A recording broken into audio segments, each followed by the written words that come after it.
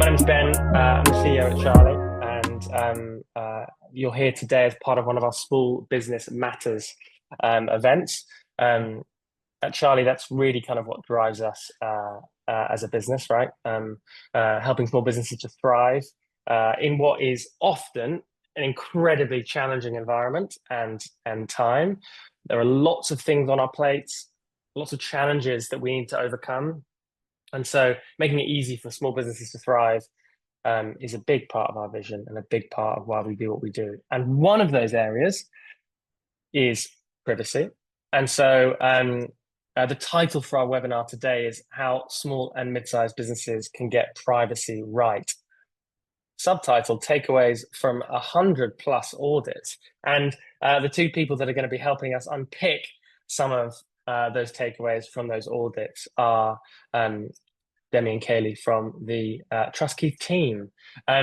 So guys, I'm going to hand to Kaylee will go first, and then Demi. Do you want to just introduce yourselves a little bit, talk a little bit about what you guys do at Trust Keith, and kind of what brings you here today? Hi everyone, I'm Kaylee Logan Clycorn. My name is apparently too long for Zoom and it's cut off the second part of it. But I am the lead DPO at Trust Keith. I have the pleasure and the privilege of working with a team of fantastic DPOs and experts at Trust Keith. My background is that I have been working in data protection for more years than my obviously very youthful face will let you know. I most recently was working in the third sector for a large international NGO as their head of operations and data protection before I came over to Trust Keith. So lots of various experiences with data protection in various different global contexts. Awesome. Amazing. Shall I go next, Ben? All right, yeah, cool. do it, please. Hi, everyone. My name is Demi Lovegrove, and I'm a data protection expert here at Trust Keith. So I have the privilege of working with Kaylee here at Trust Keith. A bit about me, I am clearly a New Zealander. Hope you can understand my Kiwi twang, Ben. And I've spent the last few years predominantly working with startups, so helping them understand their data protection obligations. And prior to that, I worked at a data regulator. So a bit of a mixed bag of experience, and I'm really looking forward to our discussion today. Yeah. And I was going to ask Kaylee, like, how do you get into becoming a DPO? But you kind of answered that question. Generally, I'm always like so energized and inspired when you meet people that do things that in some instances you've never heard of, right? Like I think I only first learned the term DPO maybe like 5 or 6 years ago when it started to become much more part of the kind of small business lexicon. But it's amazing, and it reminds you that there are just so many awesome, tangential, broad roles and things that you can do on this planet. And you both have found yourself in this sphere of data privacy and security. So I think Annabelle, who's on there somewhere, is going to launch a bit of a poll for us. So while we roll through that, I'm just going to introduce, there it is, unbelievable. I have to say, the software I was using yesterday is called Butter. It's very beautiful, very lovely. Zoom is much more sort of mechanical. But there you go, there's a poll. Go and answer it. It's telling me that I can't vote, which feels a shame. I feel like my participation is being suppressed there by Zoom. But while we do that poll, let me just kind of overview a little bit about what we're going to be covering today, so you kind of have an understanding of how we're going to be steering this conversation. So very honoured and actually, very proud to have both Demi and Kaylee on the call from Trust Keith. Trust Keith is a company that I've known genuinely from inception. Its founder Rory is someone that I've worked with. He worked for us for a period of time, and even before that, when he was out starting some of his earlier businesses, we used to work together from a coffee shop in East London, probably like 10, 12, 13 years ago, which makes me feel incredibly old and grey-haired. And so, yes, it's a business I've known for a very long time, and they're a brilliant business because I think what they're trying to do is really demystify some of the stuff that relates to data and privacy, because it's a complex area. And I think as business owners, as people running businesses, people leading businesses, it's often a big question of where to start. And so they're a company that we've lent on many times for advice and guidance on what to do. And they're also a partner of ours at Charlie. So one of the things that we try and do at Charlie, and if you're a Charlie customer on the call, it's a good reminder of this, is we try and bring together what we believe are kind of really trusted providers in the space that want to work with small businesses, that want to support small businesses and want to help small businesses thrive. And Trust Keith is one of those providers, someone that we trust, someone that has a huge amount of credibility and genuinely wants to serve small businesses. And so we're going to be leaning on them today and covering a few topics. So as a business, they've probably carried out hundreds of data privacy audits for their customers. So we want to kind of understand what do those audits look like? What information are you getting? How can I use them as a tool to help me understand what the kind of data privacy context is for my organization? And kind of also want to unpack some of the mistakes that we see. So what are the common things that businesses are doing that maybe they shouldn't be doing, or maybe they could think differently about as it relates to data privacy? And also try and define for all of you what good actually looks like. So, part of our aim with these events is to provide really tangible, useful information that you can take away and implement and think about within your businesses. So let's just start with the audit and as a place to start and a place to understand when a company is thinking about their data privacy and they're thinking, okay, I want to get a sense of where we're at. I want to get a grade. I want to kind of understand on the spectrum of good and bad, where we fit within that. What does that audit look like? Yeah, can you run us through a little bit, Demi, about that process and kind of what are some of the things that you're looking for as part of it? Okay, perfect. I might break that down into a couple pieces. So the first part, like, why do we do audits? So really important, they help us establish a baseline. So without fully understanding where you're at, it's very difficult to identify compliance gaps and also decide what areas you want to prioritize based on the particular risks of your business. So in that poll, I see a lot of people are looking for support. They don't even know what obligations apply to them. And that's something really common that we hear because particularly the data protection laws in Europe and the UK, for example, are really comprehensive, right? So if you make sure that you know your baseline first, you can then use a risk-based approach to work out with your board, with your senior leadership, okay, what risks are we going to prioritize? Would it be helpful, Ben, if I talked through quickly Trust Keith's audit methodology? Yeah, 100%. perfect. Okay, so the way that Trust Keith's approaches audits, we have a framework. It's made up of 48 controls, and each of these controls is individually rated. So collectively, it makes up a score of 800. So 800, excellent, 0, poor, and then you've got fair and good in between, right? So we describe this audit score when we provide it to our customers a bit like a credit score. It reflects the strength of your data protection program at a point in time. So as you work on your program, you implement controls, it obviously goes up. But then if you change the way that you handle data in your business and it introduces new risks, or for example, you don't work on your program, that score can go down. So pretty simple, right? In terms of the actual things that we look at, so that's what I'm talking about when I mean these 48 controls. We've basically looked to key international data protection regulation and best practice. So 3 areas I want to highlight here. The first one is the ICO. So this is the UK's data regulator. They have this thing called the accountability tracker. It's basically a spreadsheet with 340 lines with everything they want to see in a good data protection program. So for nerdy people like me, and I'm going to assume Kaylee, that's amazing. But if you've got, tons of hats on, you're trying to navigate the startup world, we've got feedback from people that it's difficult to use. So we've taken that and we've thought, right, how can we condense this a little bit more to make it a bit more user-friendly?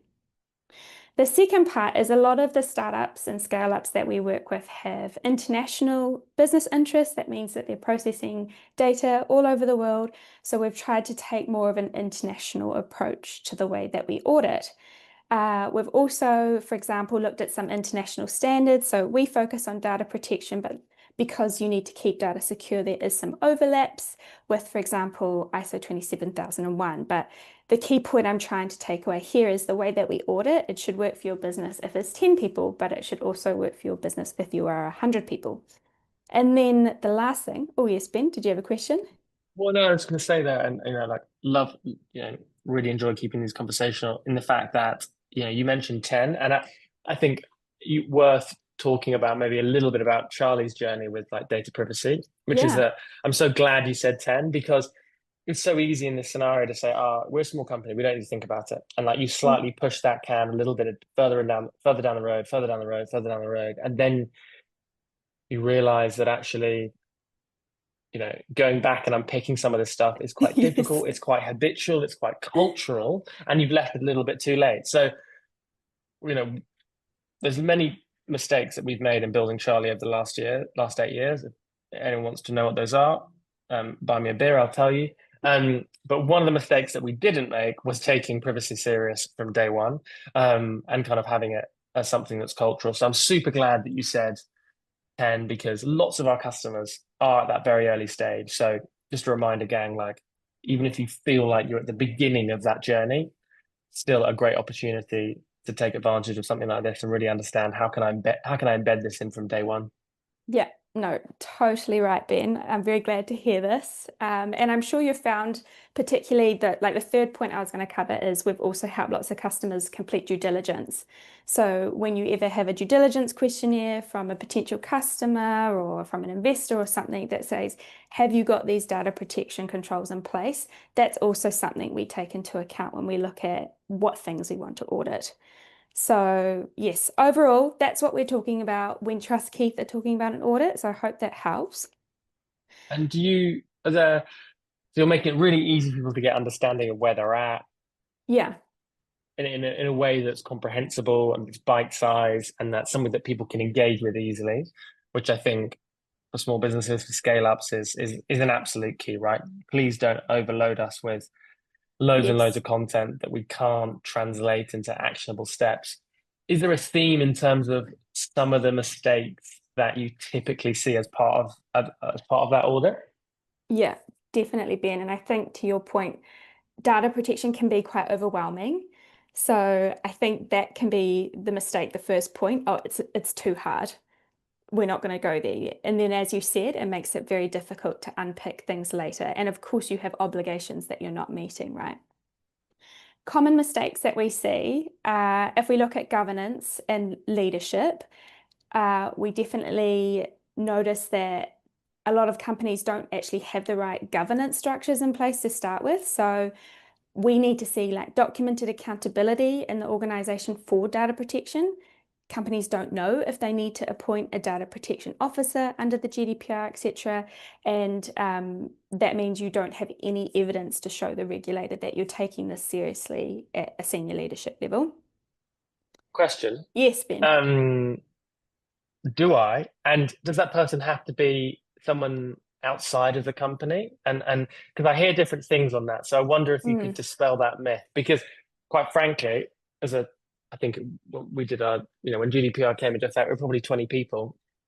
And we were a bit like, um, how are we going to afford, how are we going to enable us to like find someone external to the company to be our DPO that feels a bit overkill? Could it just be someone internal? What's your view on that? yeah, definitely. So if we just look at the GDPR and we're not looking at any like national derogations of that regulation. So you need a data protection officer if you're a public authority, if your core processing activities involve regular or systematic large scale monitoring of individuals. An example of that could be like CCTV in a public place, for example, or if you process on a large scale special category data. So this would be health data, data about any like anything sort of EDI. I'm trying to think in your business, Ben. That sort of data would be considered special category under the GDPR, and also criminal offence data. So that could be DBS checks, etc. So those are the factors that you need to consider about whether you're required to appoint one. A lot of companies do voluntarily appoint a data protection officer, even if they're not required to, because they want to make sure they have that really clearly like allocated person for data protection. But do note that even if you voluntarily appoint one, they still need to meet the requirements of that role under the GDPR. So a key point here, Ben, is they have to be independent. So they can be an internal person, absolutely, but they couldn't be, for example, the CEO or a person that's making decisions about how you process data because you don't have that degree of independence to make decisions about data protection. And there's some other So I requirements. can't be our own DPO, basically. No, Ben, you can't. And the other thing Right. that you need is the right skill set, you need the right resources, you need direct access to the board, etc. Yeah. And yes, my skill sets as a whole are dubious. Are dubious to say the least. Just ask my team. I've taken us away. I'm going to take us back. No Um, worries. Before we come on what good looks like, and I know Kaylee is like super keen to talk to us about that. Are there any other kind of common categories and mistakes that we would that you're just kind of expecting to see, right? They always pop up. Yeah, definitely. Not enough training happening. So you want your staff to be trained in induction and sort of do refresher training really frequently as well.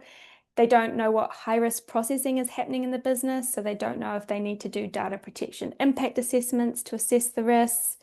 They don't understand the breadth of the data that they're processing or where it's stored or what their responsibilities are.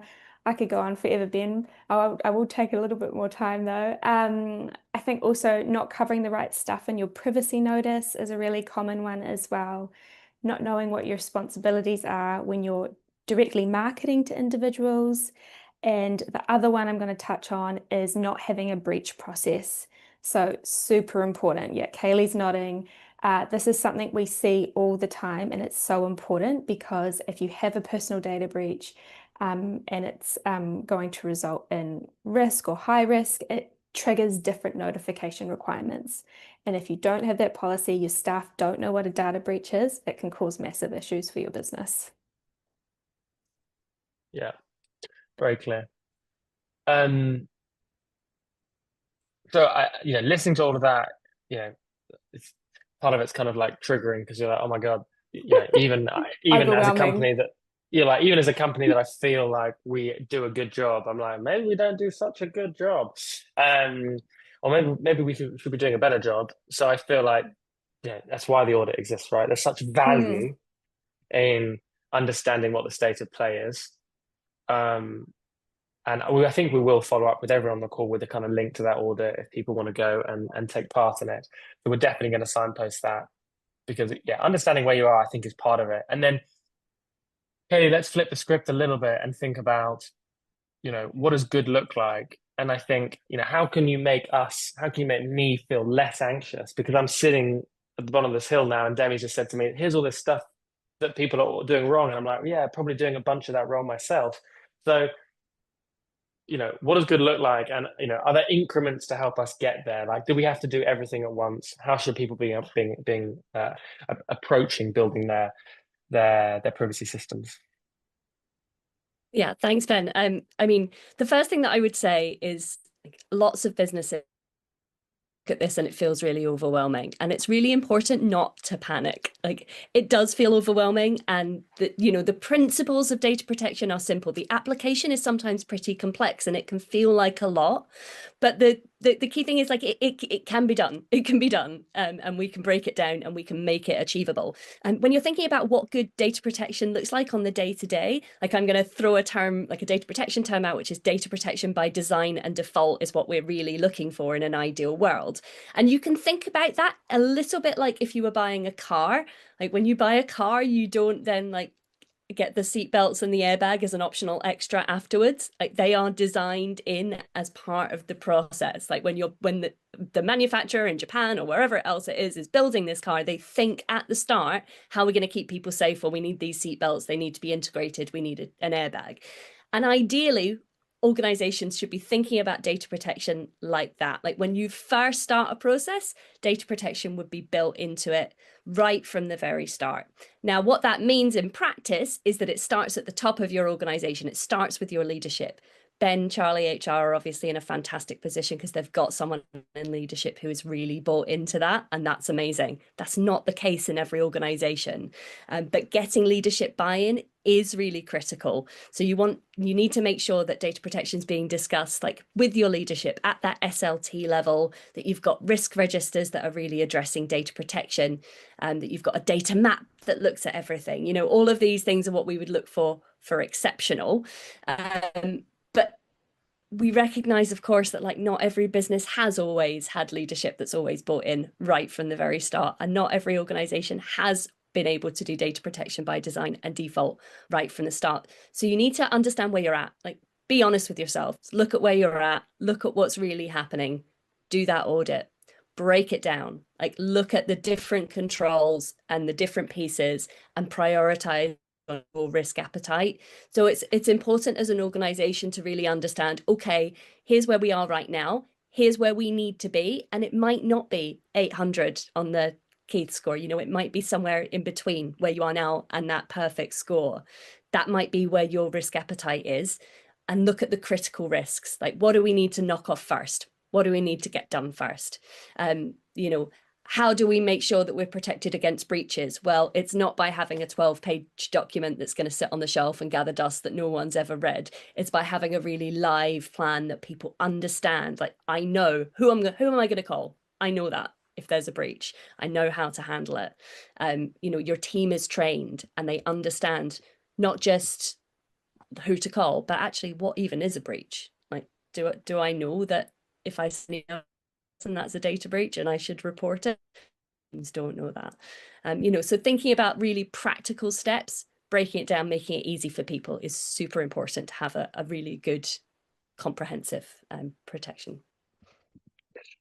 Yeah, and there's a couple of kind of sort of I don't know, thoughts or quips that I've always had in my head in relation to some of these things. And one is that it's cultural. So, you know, I think part of this stuff is, do your team members or does your company believe that protecting data is an important part of their job?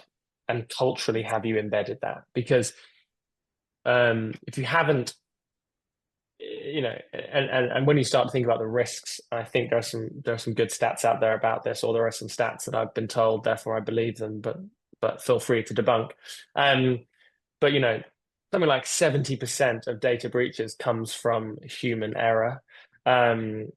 Someone clicking on a link, it's not, you know, or someone doing something that they shouldn't do. And so this stuff is, yes, it's about technology, it's about data, but it's about people. It's about how people behave. It's about the people know what they should be doing and how the stuff fits together. And so I do think that cultural piece of making it something that the organization deems to be important is key. And then the second thing is, and I think you were saying that then, is kind of whatever your system is, it should be relevant and appropriate to the size of business and the type of business that you are, right? Like, no one is expecting Charlie HR, 40-person business, to have the same level of controls as like Capita or like Deloitte or you know, Ernst and Young. You know, is that a fair assessment that the sort of system that you're designing should be appropriate for the type of business that you're in? Because we've all seen consultants come in and like, you know, spin up 200 documents, which, as you say, then sit on a shelf and don't get much love because ultimately they're not appropriate. They're not in the language of the team. They're not, integration to the tools that people are using, that kind of thing. Yeah, 100%. And I'll kind of take that in two parts, if I may. The first part around culture, Ben, you are singing my songs. That it couldn't agree more. And actually, it's one of the core beliefs at Trust Keith that data protection is a cultural problem with a cultural solution. You have to bring people along with you. There is no point in having a really comprehensive data protection policy if it sits somewhere and no one ever looks at it and no one ever does anything about it. Or even worse, you know, your marketing team actively think, don't talk to Kaylee, she's going to tell us to do something we don't want to do, it's just not going to work. So yeah, it needs to be appropriate. You need to think about culture. And there are a couple of things culturally that you can do that can help, like I know, like I've met people, I've met a few people in the past. I see when I say data protection, people roll their eyes so hard they see their French homework from 10 years ago. Like, they do not think that data protection is interesting. Not everyone is as geeky as Demi and I. However, there are ways to make it relevant for people. Data protection fundamentally is people protection. When you are talking about protecting personal data, what you're talking about is like, how much do you respect your customers? How much do you care about your team members? Talk to them about the real risks, like what actually happens if this data's breached. What happens to that wee old lady in Kirkcaldy who's one of your customers who, is just paying out of her pension? Like, make it real for people. And also, like, if you can, if it's at all possible, make it fun. Like when you're talking about data breaches, when I deliver data breach training, I talk about Star Wars. The very first thing that happens in Star Wars is a data breach. Princess Leia steals the plans for the Death Star. Like, ruined Star Wars for a lot of people, but it also makes it relevant. Like, people understand what I'm talking about. So if you can, like, bring in fun examples, make it real for people, like, that's one way that you can deal with that cultural piece, as well as making sure, like, really importantly, that your leadership are bought in and they know why it's important for the business. Like, we respect our customers. We've got due diligence that we need to do. We need to be doing these things for our partners, and the different, we want to scale up, and therefore this is going to be important to us in the future. And then the second piece that you mentioned is around like making it appropriate. And yeah, I mean, it's true. In an ideal world, I mean, I know that I would personally love to walk into every business and see every business having an 800 score and for everything to be perfect all of the time. But we live in the real world. I come from a charities background where things change very quickly and it's very chaotic. You need to think about what's appropriate. And when you think about what's appropriate, you think about a few different things. There's the risk appetite of your business. There's how big you are. You said, Charlie HR, 40 people, not going to be the same as Cisco. But you also need to think about the types of data that you're processing. So an organization that's dealing with maybe health information or information on LGBTQ plus communities, that's going to need to deal with data differently to someone who are just manufacturing t-shirts, for example. That there's going to be a different level. But it is very important that it's appropriate, because if it's not appropriate, people are not going to do it. And you need to make sure that people are going to do it. Like if it's appropriate, when you talk to your marketing team, they might say, oh, we'd really prefer if we could track everyone everywhere all of the time, but we understand why. That's fine. If your marketing team think, I'm just going to do this and I'm not going to tell anyone because actually none of this stuff makes sense to me and it's not appropriate to what we're currently doing, well, then you're going to have a point of failure later on. Sorry, I'm picking on marketing, and it's not because I don't love marketing people. It's just an easy example.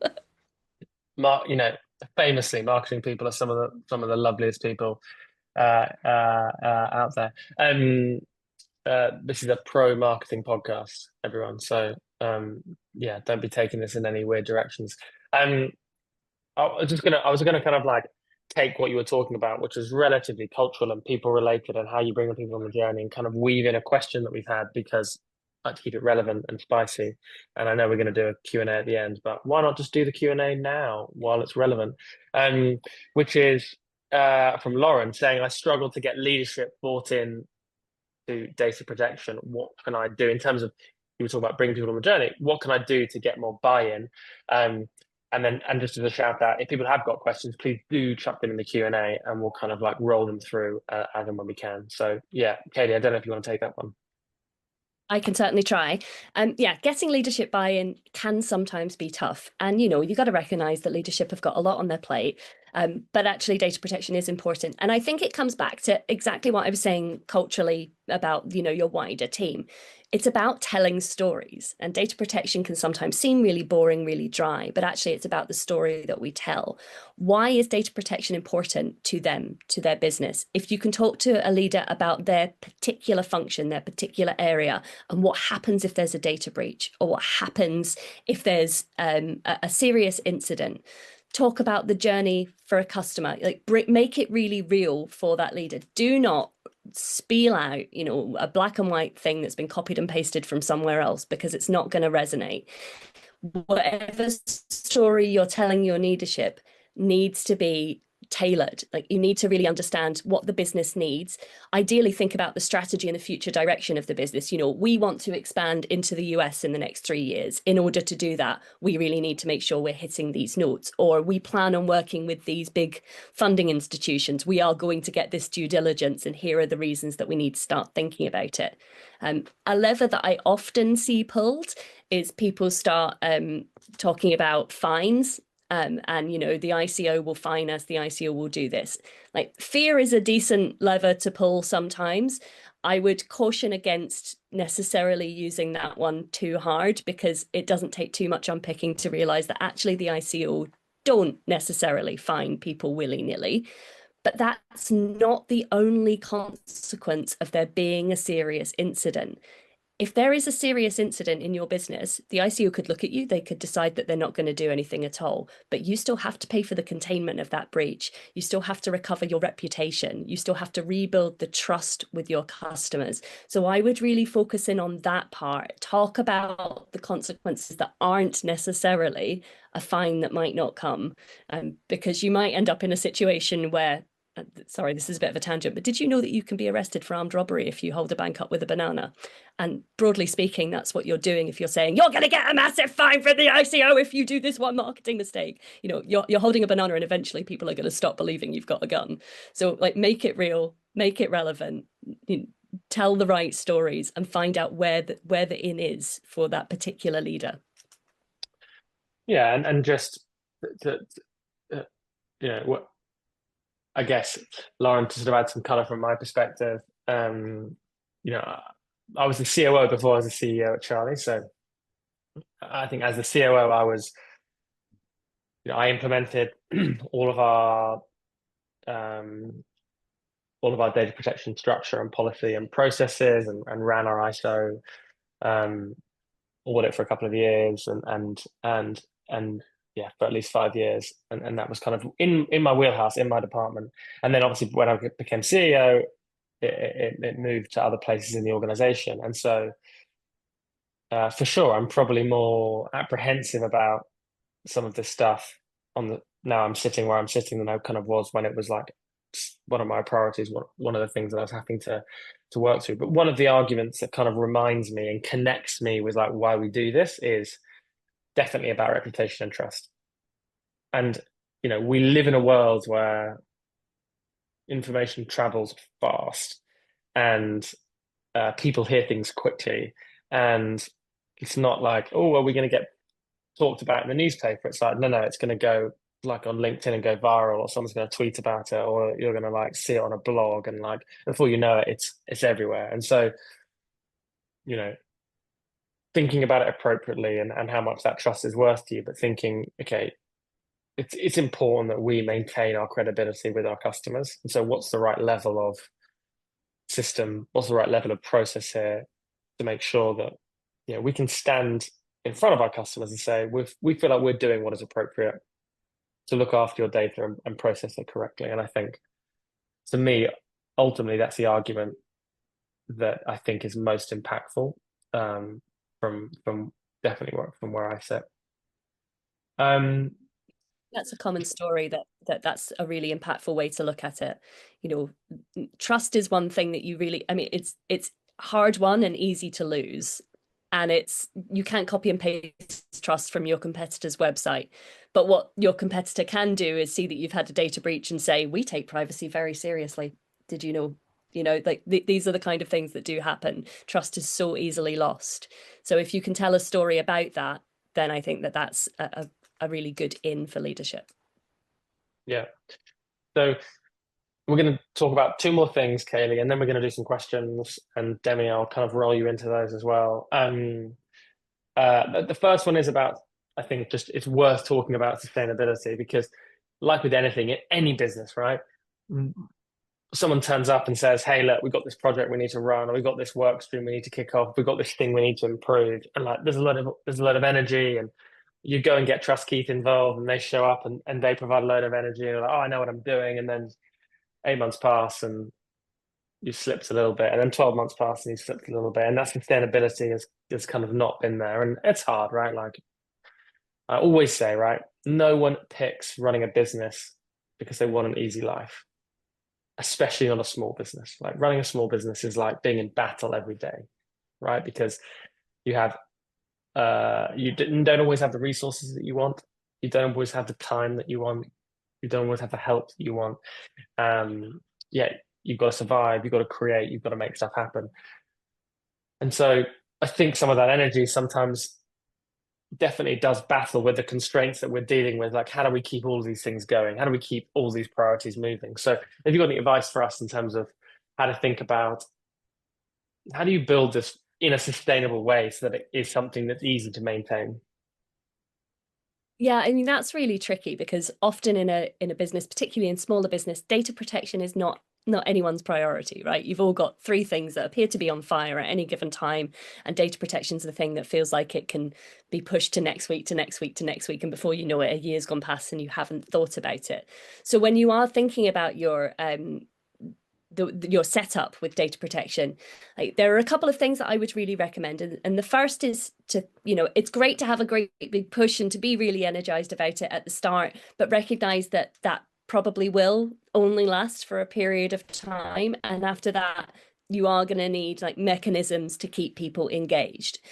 One mechanism to keep people engaged is just to have a really regular cadence where these things are discussed. So what we do at Trust Keith is we have monthly sessions with our primary contact where we do some kind of like key work streams, and then a quarterly risk committee where the key stakeholders from leadership are brought in and there is an update. That quarterly structure works really well.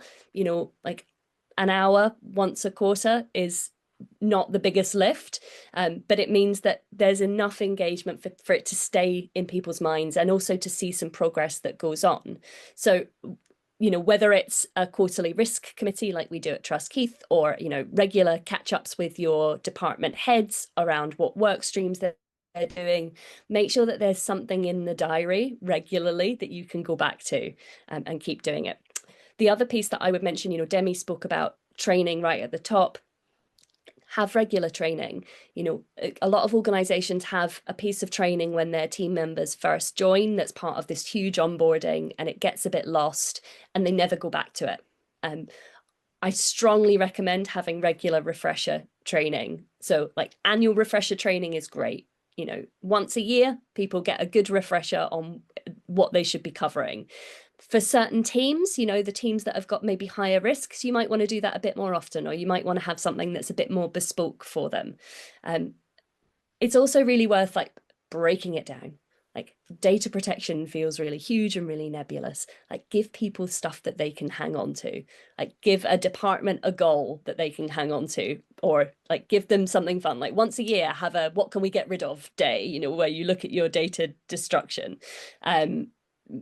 Have a fun session, do fun training, like have a score. Like one of the really nice things about the Trust Keith platform is that there is a score, and that makes it really easy for people to like hook onto it and say, our score's gone up, fantastic. Oh dear, it's gone down, what can we do about this? Like there's that little bit of gamification almost of it that really makes it like easy for people to continue without it feeling like it's too much of a slog. Nice. So, like my webinars are like a river, right? It's running, and you just have to like jump in and roll with it. So we're going to keep the pace. And so what we're going to do is we're going to roll straight into questions. But before we do that, and we'll definitely be done before 12 o'clock. We're never late. Like want to give time back. So 12:55 we'll be out of here. So you've got time to like grab a coffee, use the toilet before whenever your next meeting is. I know the remote lifestyle, I know people are going back to back to back. So 12:55 we're going to be out here. Before we roll into final questions and kind of wrap up, I want one practical tip from both of you, if that's okay. And Demi, I'll start with you. So like one thing that someone could do tomorrow that's super practical and very sustainable. Put in place a breach process and know what a personal data breach is. That's going to be my tip. There you go. I hope everyone wrote that down. Can I That this add is being another recorded. one? Have No, no, no, no, no. The please, rules was one. Ben, please. The rules was one. You need to know Uh, who to report that breach to. That was key. I think that's like a part A. There was like a part B to your part A. It I'll was. allow that, I'll put myself back on mute. there you go. And Kaylee, what's your practical tip? Look at your training and make it less boring. Whatever data protection training you've got, if it's boring, rip it up, throw it out the window and make it fun. Make it engaging for people. It can be done, I promise. Yeah, I want to say, and I think it was probably a long time ago, but I want to say that that we once ran a like fake, like yeah, like a fake data breach for the team where we got someone to plant something and pretend that something had happened and just to see, and it was kind of fun. It's a bit like those stories that you see of like people that get paid to like trying to break into buildings to test the security. And yeah, it made it like a team thing, and it was fun to see how people responded. And I think from memory, they did pretty well. Um, cool. So we're gonna do a couple of questions, and then we'll kind of wrap. So one of the questions that I wanted to it's a longie, but it's a goodie from Julia. So the question is: we've got SOC 2 and ISO 27001. Congrats, that's a lot. And we plan to outsource some of our implementations to a partner. That partner's got ISO 27001 and Cyber Essentials, and we're trying to figure out what the right data protection measures are that are kind of practical, frictionless as possible, while also being watertight on data protection. What kind of factors must we determine? Should we determine the appropriate measures to take are? Haley, do you want me to start off? Right. I'm going to give a really annoying answer and probably say it depends on the data that you're processing. Generally speaking, though, I would recommend doing an audit and then picking out your high risk and going from there. So Rome definitely wasn't built in a day, but I think focusing, if we like sort of speak very generally, things that we would generally look to implement first are often around training, around breach processes, around governance, etc. So I'm going to keep that short and sweet. Kaylee, anything to add there? No, I think you covered my annoying answer. It really, really depends on, yeah, the types of data that are involved. Super nice. Another question: are there any templates available for documenting data protection decisions or breaches? That people like any resources out there that people can kind of head to and think about? So certainly at Trust Keith, we've got a whole bunch of templates and documents that are rolled out as part of our wider platform. Where it comes to recording breaches, particularly, I mean, there are lots of different formats that you can do it in. We manage it through the platform, which is fantastic because it links into that continuous compliance piece. But if you just need something that you're doing, I mean, there are lots of different formats. You could use an Excel sheet if you need to. The key thing is that you are recording them, and not just the ones that you think need to be reported onwards to the ICO, but the ones that are just your standard everyday incidents. Margaret sent an email to Keely instead of Kylie. These things, record them on your whatever format you have it in, record everything that happens. Just to follow on Kaylee's point, I'd also recommend looking at the ICO. So that's the UK Data Regulator's website. So they have a ton of templates. They have templates for risk assessments. From memory, they have a records of processing activities template, which I didn't really go into in much detail, but it's basically a record of all the data that you process in the business, all sorts of assessments and things. So I would definitely recommend checking out their resources as well. Nice.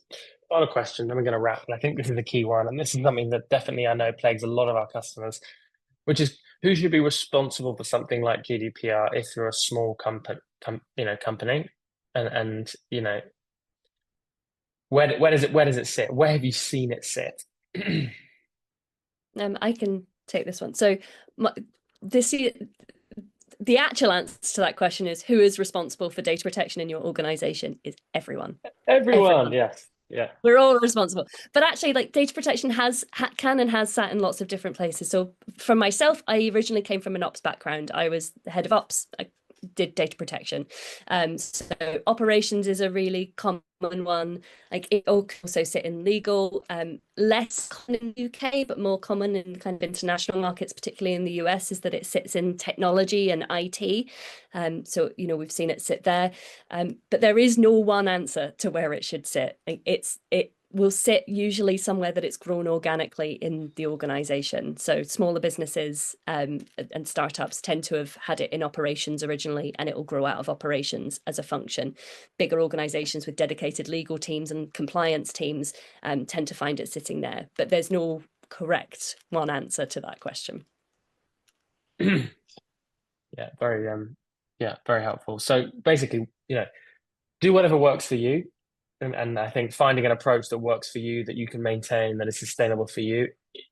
You know, it's that thing of, oh, we're not going to do anything because we feel like we can't do everything. It's like, well, just take one step, take a first step, and maybe that first step is one of Trust Keith's data audits. So they've got a 48-point global protection audit, which is just going to give you a really clear sense check. We've done one ourselves. I can highly recommend if you're on this call and you haven't done one, that you take a spin of that.